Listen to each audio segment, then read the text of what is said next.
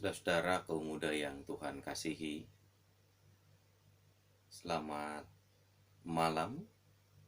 Senang jika malam hari ini Bapak dapat menyapa kembali saudara-saudari sekalian melalui renungan firman Tuhan.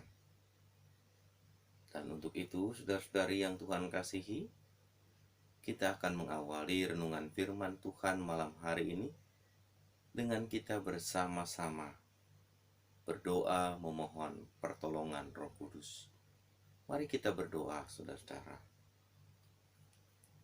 Tuhan Allah Bapa kami yang bertahta di dalam kerajaan sorga, kami bersyukur kepadamu jika malam hari ini kami masih diberikan kesempatan untuk kami dapat kembali mendengarkan dan merenungkan firman-Mu. Tuhan, tolonglah kami selaku kaum muda, supaya kami dapat mendengarkan firman-Mu, memperhatikannya dengan seksama, menghayatinya dalam kehidupan kami sehari-hari, menghidupinya dan melakukannya seperti yang Tuhan kehendaki. Tuhan, kuasai hati kami dengan Roh Kudus, kuasai pikiran kami dengan hikmat Tuhan, agar firman Tuhan tidak menjadi sia-sia. Berfirmanlah kepada kami Tuhan di masa muda kami. Kami siap mendengarkan. Amin. Saudara-saudara kaum muda yang Tuhan kasihi, mari kita membuka Alkitab kita. Kita akan membuka kesaksian kitab Perjanjian Lama, yakni kitab Pengkhotbah, dan kita akan membacanya di pasal yang ke-7, mulai ayat pertama hingga ayat yang ke-9. Pengkhotbah pasal 7, ayat pertama hingga 9. Bapak akan bacakan untuk saudara-saudari kaum muda yang Tuhan kasihi. Demikian bunyi firman Tuhan. Hikmat yang benar. Nama yang harum lebih baik daripada minyak yang mahal, dan hari kematian lebih baik daripada hari kelahiran. Pergi ke rumah duka lebih baik daripada pergi ke rumah pesta, karena di rumah dukalah kesudahan setiap manusia. Hendaknya orang yang hidup memperhatikannya. Bersedih lebih baik daripada tertawa, karena muka muram membuat hati lega. Orang berhikmat senang berada di rumah duka, tetapi orang bodoh senang berada di rumah tempat bersukaria. Mendengar hardikan orang berhikmat lebih baik daripada mendengar nyanyian orang bodoh. Karena seperti bunyi duri terbakar di bawah kuali, demikian tertawa orang bodoh, itu pun sia-sia. Sungguh, pemerasan membodohkan orang berhikmat, dan uang suap merusakkan hati. Akhir suatu hal lebih baik daripada awalnya. Panjang sabar lebih baik daripada tinggi hati. Jangan lekas-lekas marah dalam hati, karena amarah menetap dalam dada orang bodoh. Demikian, saudara-saudara kaum muda yang Tuhan kasihi, firman Tuhan yang telah kita baca dan kita dengarkan bersama malam ini. Yang berbahagia adalah kita yang mendengarnya, memelihara, serta melakukannya dalam hidup kita. Terpujilah nama Tuhan. Saudara-saudara kaum muda yang Tuhan kasihi, tidak ada seorang pun di antara kita selaku kaum muda yang ingin hidupnya begitu-begitu saja. Tidak ada orang di antara kita selaku anak-anak muda yang hidupnya tidak mengalami perubahan. Setiap orang pasti ingin mengalami perubahan. dari yang tadinya tidak bisa menjadi bisa, dari yang tadinya kerja biasa menjadi punya pekerjaan yang mapan dan masa depan, dari yang tadinya mungkin dianggap lemah, dianggap tidak punya kemampuan, menjadi orang yang diperhitungkan, dan seterusnya. Nah, untuk itulah, untuk sebuah perubahan yang diharapkan tadilah, maka tidak jarang kita dituntut berusaha semaksimal mungkin. Untuk sebuah perubahan yang kita harapkan, yang kita inginkan, yang pada akhirnya membuat kita diperhitungkan, maka tidak jarang hal itu mendorong kita untuk berusaha lebih keras, lebih sungguh, lebih serius lagi mengupayakan hal-hal yang menjadi wujud perubahan itu di tengah hidup kita. Namun kita harus tahu, saudara-saudara yang Tuhan kasihi, bahwa terkadang usaha, perjuangan kita, kerja keras yang kita katakan sudah lebih pun, terkadang itu berujung pada yang namanya ketidakberhasilan. Kadang kerja keras saja belum cukup, saudara-saudara. Kadang usaha yang gigih dan serius saja dari diri kita, dari upaya kita, dari apa yang kita anggap mampu, itu kadang belum dapat mendongkrak dan menaikkan apa yang menjadi keinginan kita. Dibutuhkan orang lain. Apakah dalam rangka mensupport kita? Apakah itu juga dalam rangka membantu kita? Apakah orang lain itu kita perlukan, kita butuhkan dalam rangka mengajari kita dan lain sebagainya? Tapi dibutuhkan orang lain. Mengapa orang lain dibutuhkan? Karena sejatinya kita kadang tidak pernah tahu apa yang menjadi kelemahan kita. Sehingga kemudian usaha-usaha yang kita lakukan untuk menaikkan satu tangga atau satu level lagi apa yang diharapkan dan impian kita menjadi tidak terwujud. Karena ketidaktahuan kita akan kelemahan yang ada pada diri kita. Karena ketidakmampuan kita untuk mendeteksi apa yang menjadi kekurangan kita. Sehingga dalam hal ini, kehadiran orang lain dibutuhkan untuk memberikan masukan, untuk memberikan kritik, atau mungkin juga berbagi pengalaman, sharing pengalaman terhadap kita. Namun, kehadiran orang lain yang memberikan kritik, yang memberikan perhatian dengan cara berbagi pengalaman atau sharing pengalaman, kadang ada banyak anak muda tidak dapat menerimanya. Apalagi jika kita sebagai orang muda dikritik.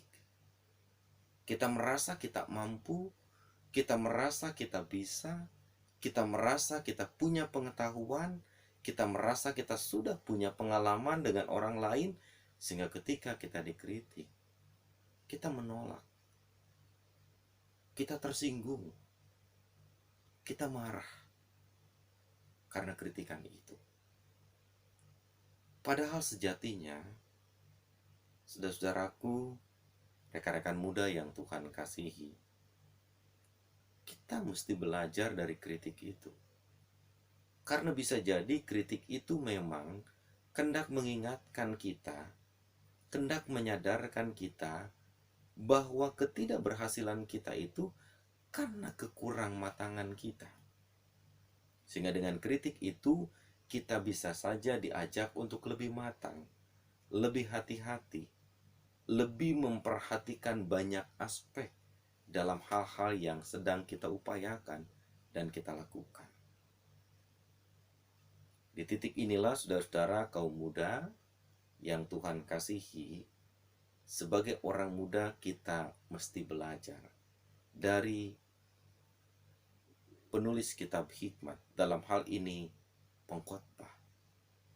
Pengkhotbah menyampaikan kata-kata hikmatnya kepada orang percaya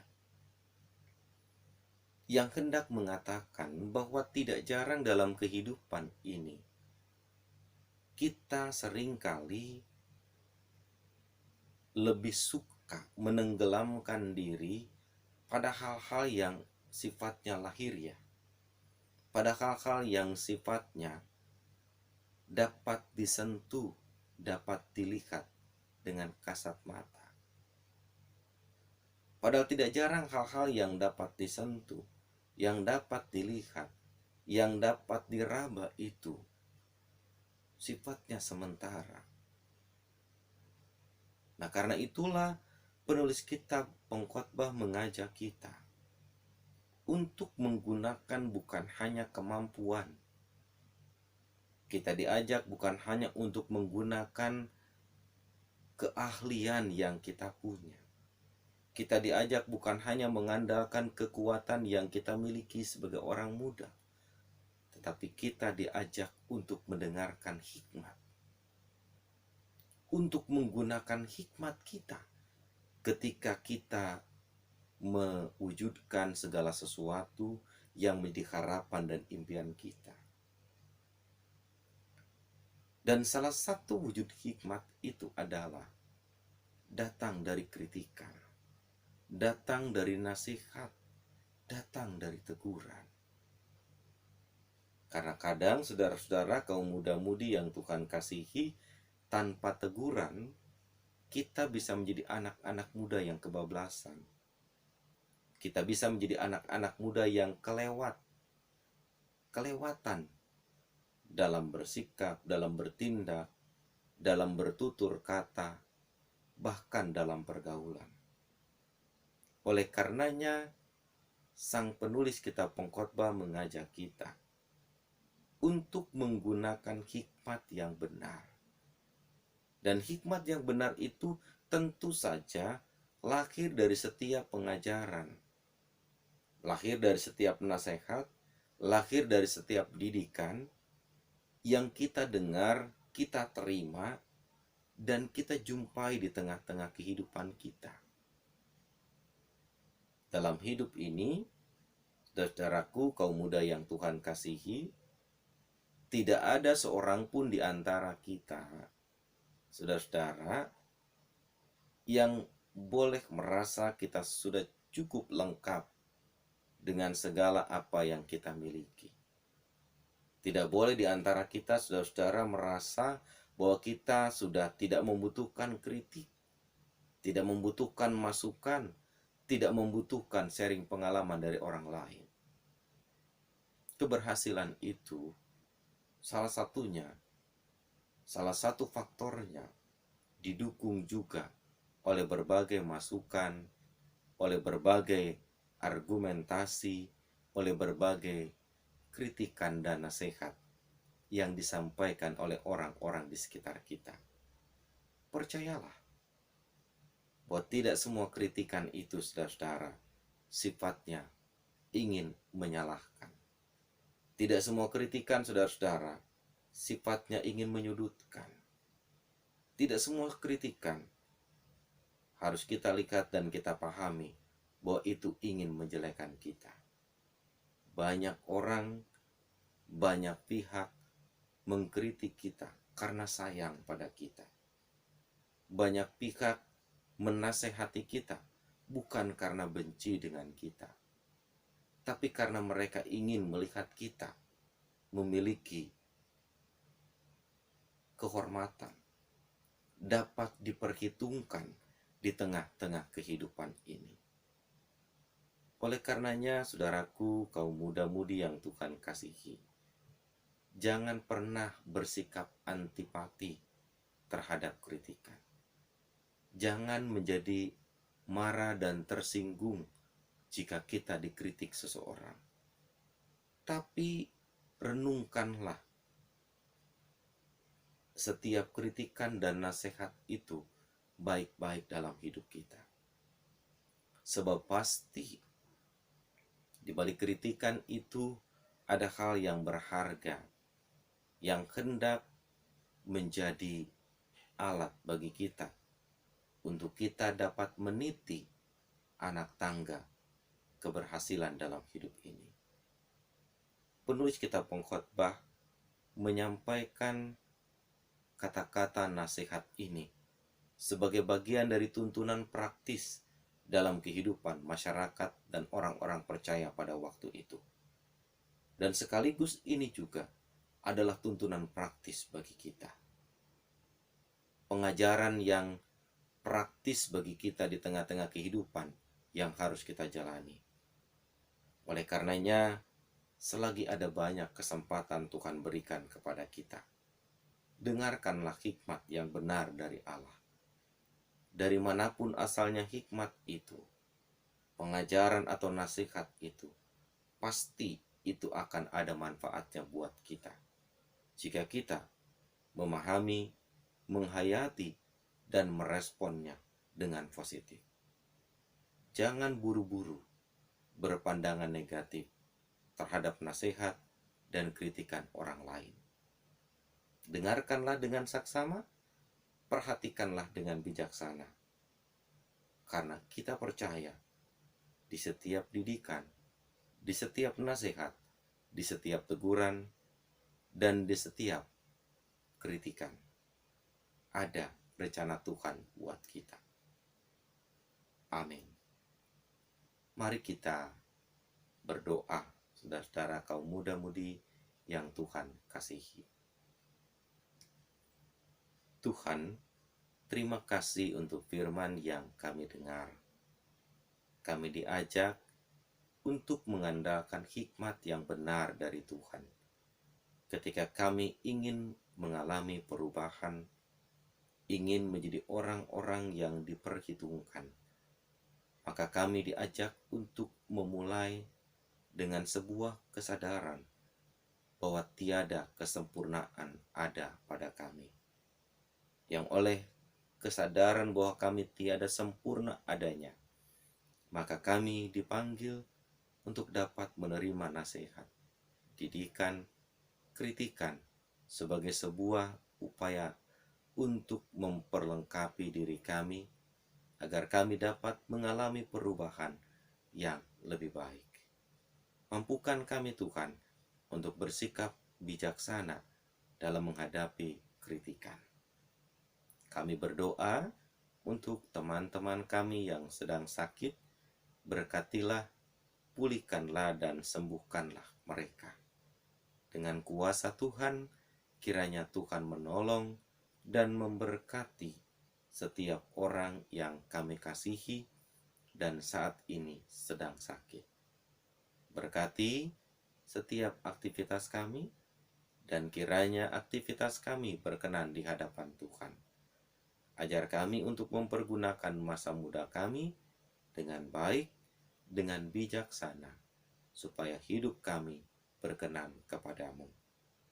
Di tengah-tengah situasi pandemi COVID-19 yang terus meroket, ajar kami untuk mematuhi juga ketentuan pemerintah, supaya kami terlindungi, kami tetap sehat bersama dengan orang-orang yang kami kasihi. Tuhan berkati kami yang tengah mencari pekerjaan, supaya apa yang menjadi harapan kami pada akhirnya dapat terwujud. Berkati kami yang masih sekolah, supaya dengan cinta kasih Tuhan, kami dapat menyelesaikan tanggung jawab kami sebagai pelajar dengan baik. Berkati kami yang menempuh studi di perguruan tinggi, supaya itu pun juga dapat kami jalani dengan tekun, dengan rajin. Berkati ya Tuhan, harapan-harapan kami untuk mewujudkan masa depan dengan pilihan hidup kami. Biarlah tangan Tuhan yang bekerja bersama dengan kami untuk menghadirkan orang-orang yang menjadi kehendak Tuhan sebagai pendamping hidup kami. Bapa, ini doa dan permohonan kami. Kami memohon juga berkati pemerintah bangsa kami, baik pemerintah pusat ataupun pemerintah daerah yang mengupayakan berbagai hal bagi percepatan pemutusan penyebaran COVID-19. Hal-hal baik, hal-hal positif yang dilakukan para pemimpin kami, berkatilah Tuhan. Inilah doa kami Bapa yang kami bawa, kami naikkan di dalam nama Tuhan kami Yesus Kristus. Amin. Demikian saudara-saudara, renungan kaum muda pada malam hari ini. Selamat melanjutkan karya, selamat mewujudkan setiap hal yang diharapkan dan impian kita. Jangan mudah tersinggung jika kita dikritik ataupun jika kita dinasehati. Percayalah bahwa semua itu adalah bukti dari mereka yang mengasihi dan merindukan kita menjadi anak-anak muda yang berhasil. Tuhan memberkati kita. Terima kasih.